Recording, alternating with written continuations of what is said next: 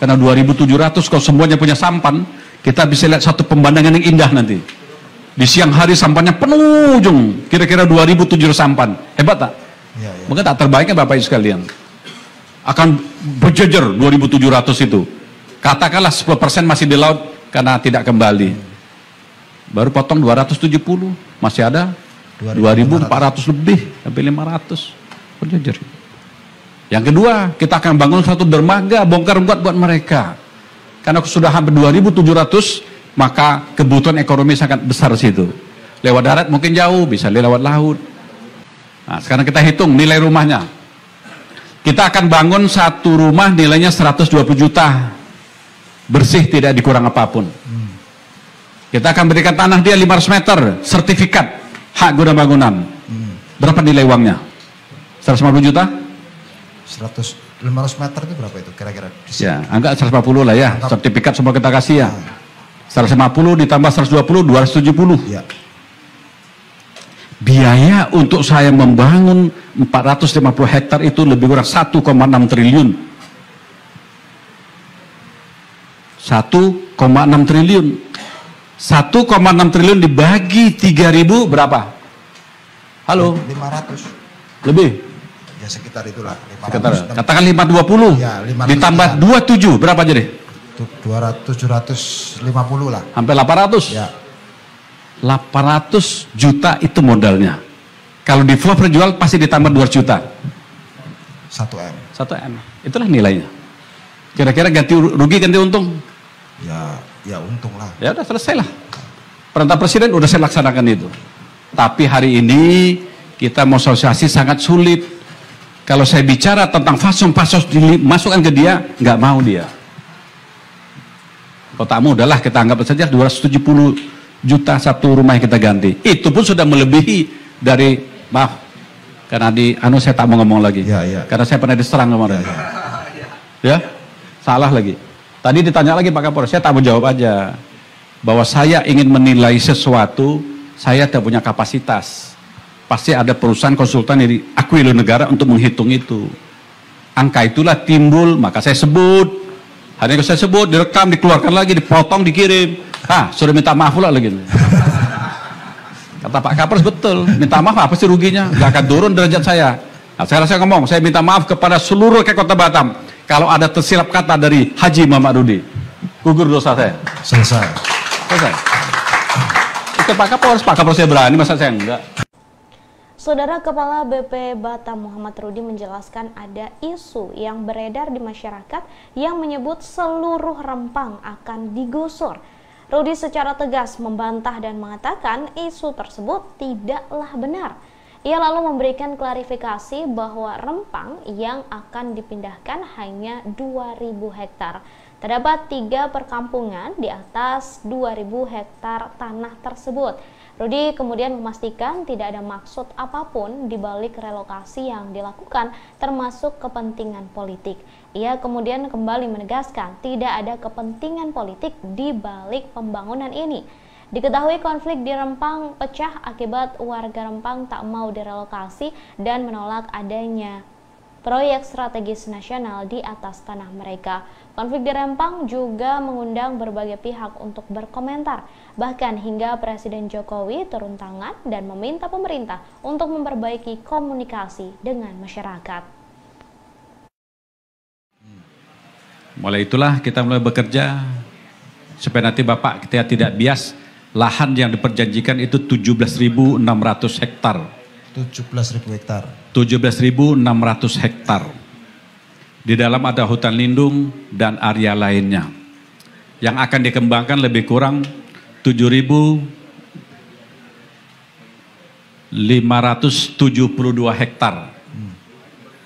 Oleh perjanjian di China, disaksikan Pak Presiden, ditantangin Pak Bahlil, itu hanya 2.000 hektar. 2.000 hektar. Tapi isu yang berkembang hari ini seluruh Rempang akan digusur semua. Itu berita yang tidak benar. Oke. Kesempatan ini saya sampaikan supaya nanti kita bisa bantu share supaya tidak terjadi gejolak-gejolak karena informasinya keliru.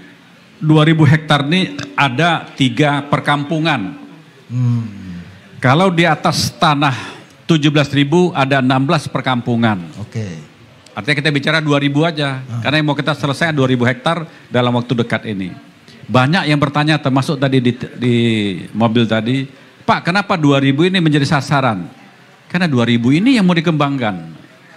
Tadi saya bersama mahasiswa bersama beliau, Pak kenapa era Bapak baru Bapak kembangkan? Ditanya saya sama PT-nya kenapa dia mau kembangkan sekarang? Apakah bukan ada lain-lain? Jawabannya tidak ada. Ini saya luruskan tidak ada supaya nanti kita tidak membias kemana-mana. Dan proyek ini sudah menjadi PSN. Proyek strategis nasional. Artinya sudah di pusat dan daerah kita jalan. Ya. Atas kita Pak Presiden, Pak Menteri, kita harus ikut, tidak ada kata lain. Maka sekarang bagaimana kita sukseskan. Apa keuntungan buat kita semua? Besar sekali. Sampai nomor berapa? 50 sekian. 5 sekian. 5 sekian itu berapa mau tahu? 55 lah. Supaya menjelang ke 63 tinggal 8 tahun lagi. Kok kenapa 63? Ya, Rasulullah meninggal 63. 8 warga Rempang yang ditahan kepolisian akibat kericuhan aksi di BP Batam beberapa waktu lalu telah ditangguhkan penahanannya. Penangguhan penahanan 8 warga Rempang dikabulkan oleh kepolisian. Hal itu dibenarkan oleh Kapolresta Baralang, Kombes Pol Nugroho Tri Nuryanto. Meski sudah ditangguhkan penahanannya, masih ada beberapa hal yang wajib dilakukan oleh 8 orang tersebut. Mereka diwajibkan lapor seminggu 2 kali dan tidak boleh keluar dari wilayah Batam. Selain itu, mereka juga dilarang mengulangi tindak pidana lagi. Sementara itu, saudara, 26 orang tersangka yang ditangkap kepolisian dalam kericuhan demo Rempang di BP Batam hingga kini masih dilakukan penyidikan. Besok kami akan membuat acara adat untuk tolak bolak mungkin dia ike dan doa selamat mungkin dia ike. Lepas doa ike di Bunaya jam 9:30. Diharapkan kawan-kawan kalau ada kesempatan belum datang dan keluarga esok kita kontak-kontak, disitulah kita semua telepon. Itu aja yang itu nih. Silakan Assalamualaikum warahmatullahi wabarakatuh. Waalaikumsalam. Alhamdulillahirabbil alamin wassalatu wassalamu ala asrofil anbiya'i wal mursalin sayyidina wa maulana Muhammadin wa ala alihi washabihi ajmain. Puji syukur kepada Allah Subhanahu wa taala dan salawat kepada baginda Nabi Muhammad sallallahu alaihi wasallam dengan lafaz Allahumma shalli ala sayyidina Muhammad wa ala ali sayyidina Muhammad. Yang pertama-tama tiada pantas yang kami ucapkan selain kata syukur dan terima kasih. Bersyukur kepada Allah Subhanahu wa taala yang pada hari ini, detik ini kami telah dibebaskan dari apa yang menjadi poin dan tuntutan kepada kami, dan yang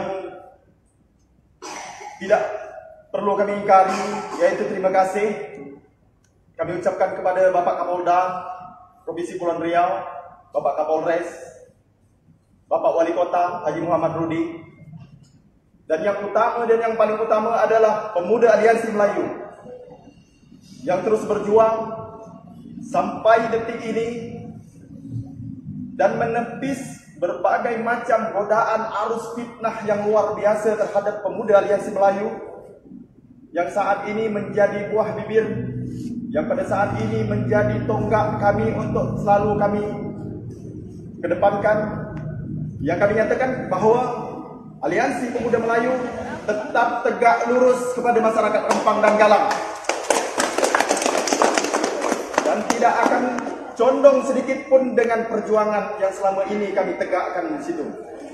Demikian, wabillahi taufiq wal hidayah. Wassalamualaikum warahmatullahi wabarakatuh. Bismillahirrahmanirrahim. Assalamualaikum warahmatullahi wabarakatuh.